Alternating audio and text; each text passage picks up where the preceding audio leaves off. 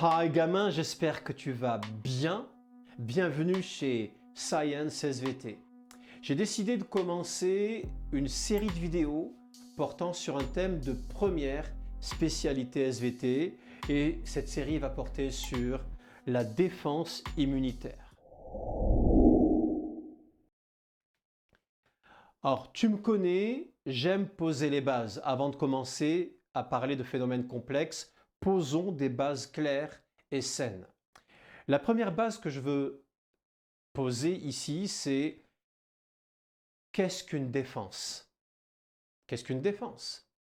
Quand un pays entre en guerre, quelles sont les étapes obligatoires de cette entrée en guerre? Quand ton corps se défend contre un virus ou contre une bactérie, quelles sont les étapes obligatoires?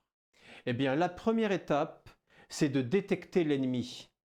En biologie, l'ennemi qui entre dans ton organisme et qui essaie de se multiplier et qui déclenche une réaction de défense, c'est ce qu'on appelle un antigène. Attention, ce n'est pas obligatoirement un microbe, ça peut aussi être une cellule cancéreuse qui est donc interne. Elle est anormale, on la détecte, c'est un antigène. À partir de là se met en place une réaction de défense. La réaction de défense commence toujours par lever une armée adaptée à mon antigène. On verra ce que ça veut dire. Une fois que tu as ton armée ou tes armées, tu vas pouvoir entamer une étape capitale, empêcher la multiplication de l'antigène. C'est ce qu'on appelle la neutralisation.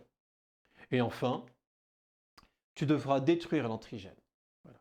Ce sont ces 4 étapes. Alors, pourquoi je les mets dès le départ?